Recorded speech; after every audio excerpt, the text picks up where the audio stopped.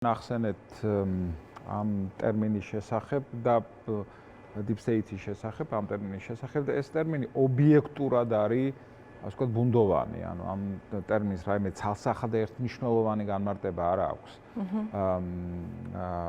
არც პოლიტიკოსებში, არც ლიტერატურაში და ასე შემდეგ.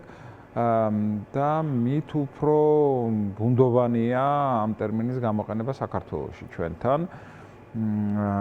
და ჩვენ ხედავთ, რომ ეს ტერმინი იქცა ერთ-ერთ ძირითად ოპერაციულ ტერმინად ქართული ოცნების ხელისუფლების საზოგადოებასთან, განსაკუთრებით საკუთარ ამომრჩევლებთან კომუნიკაციის პროცესში და ბუნებრივად ჩდება შეკითხვა, რომ რა არის, ასე ვთქვათ, ხელისუფლების მიერ ამ ტერმინის გამოყენების განზრახვა, ესე იგი ამ ტერმინის ასე ხშირად გამოყენების განზრახვა. სხვა შორის უნდა ვთქვა, რომ ამ ტერმინმა ჩაანაცვლა მანამდე ხშირად და ინტენსიურად გამოყენებული მეორე ტერმინი, ეს არის გლობალური ომის პარტია.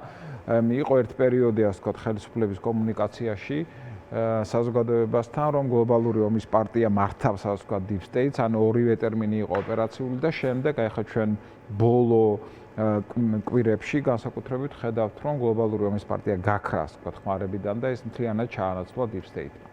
მოკლედ რა არის ხელისუფლების განზრახვა? სხვადასხვა ხელისუფლების განზრახვა და მე რამდენიმე მათგანზე მოგახსენებ.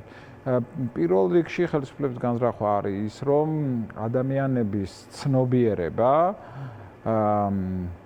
ჩვეულებრივი ადამიანები, ყველა ჩვეულებრივი ვართ, რასაკვირველია, მაგრამ ესე ჩვეულებრივი ადამიანების ცნობიერება დაკავდეს არა რეალური პრობლემებით, იმ პრობლემებით, რომლებიც მათ ყოველდღე აწუხებთ, სოციალური პრობლემებით, ის პრობლემები, რომლებიც მათ კეთილდღეობას ეხება, მათ სიცოცხლეს ეხება, მათ არსებობას ეხება, მათ უსაფრთხოებას ეხება. აი ამ პრობლემებით კი არ უნდა დაკავდეს ადამიანის ცნობიერება, არამედ მის ცნობიერება უნდა გაჯერდეს ესეთ ბუნდოვანი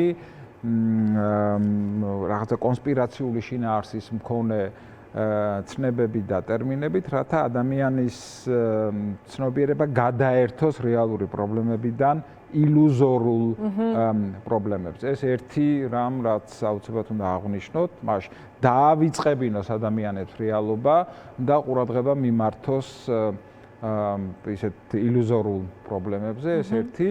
მეორე ხელისუფლებას ეს ტერმინი და ამ ტერმინის ასეთ ინტენსიური გამოყენება, ოპერაციული გამოყენება სჭირდება იმისთვის, რომ მან მოიხსნას პასუხისმგებლობა გადაუწყვეტელ პრობლემებზე, რომ თქვას, რომ ის რომ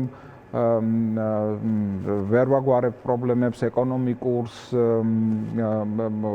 ქვეყანაში არის პოლიტიკური კრიზისი, უსაფრთხოების თვალსაზრისით მნიშვნელოვანი გამოწვევები აქვს ქვეყანას. ეს ასე ვთქვათ, ჩვენი ბრალი კი არ არის, გადაუწყვეტელი პრობლემები ჩვენი ბრალი კი არ არის და საქართველოს ხელისუფლების ბრალი კი არ არის, არამედ deep state-ის ბრალია, რომელიც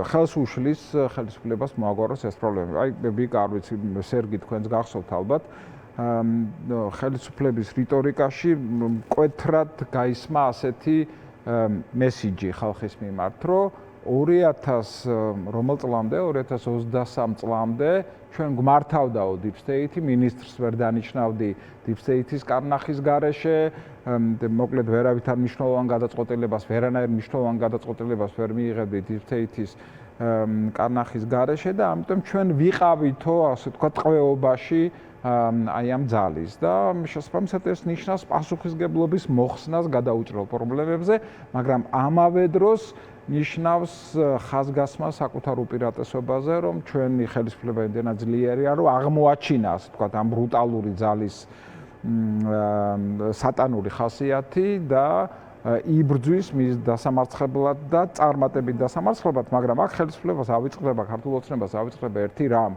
რომ ამ ცნების გამოყენებამ თანდათან შეიძინა, თუ შეიძლება ასე ითქვას, კარიკატურული განზომილება. აი, ძალიან ზედაპირულად რომ შევხედოთ და ძალიან მარტივად რომ შევხედოთ ამ საკითხს, ხო? თუ deep state-მა დაამარცხა ევროკავშირი, ევროპის ქვეყნები, ესე იგი, თუ ევროკავშირის ქვეყნები, ევროპა ზოგადად უძლურია deep state-ის გავლენების წინაშე, აგერ ახლა ჩვენ თან უფრო ხშირად გვესმის განცხადება იმის შესახებ, რომ ტრამპიც უძლურია, ამერიკის ხელისუფლებაც უძლურია და პირიქით Deep State-ი ამარცხებს ტრამპს და არა პირიქით ტრამპი ამარცხებს Deep State-ს.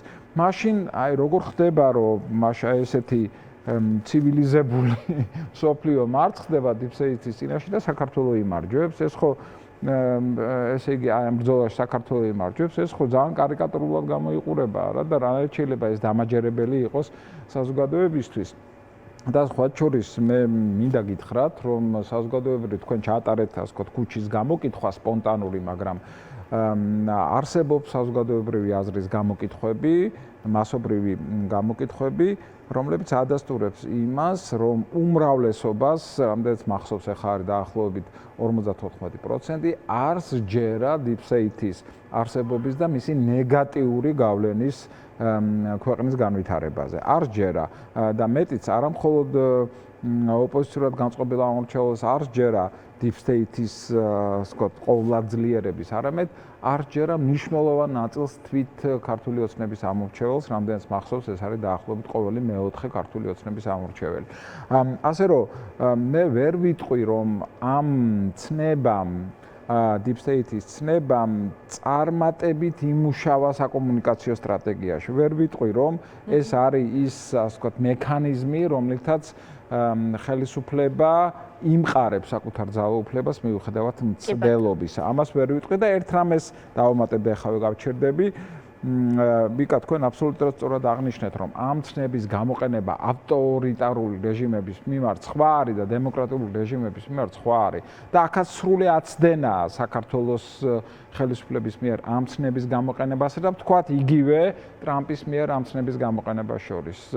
ასე ვთქვათ ამერიკულ პოლიტიკაში და ასე ვთქვათ ტრამპის ადმინისტრაციაში Deep State-ი გამოიყენება გაცილებით მიწიერი შინაარსით ვიდრე საქართველოში და სხვა ასე ვთქვათ კონსოლიდირებული ავტოკრატიების მქონე ქვეყნებში. არა, ამერიკაში Deep State-ით აღინიშნება ყოველ შემთხვევაში ტრამპი ამას გულისხმობს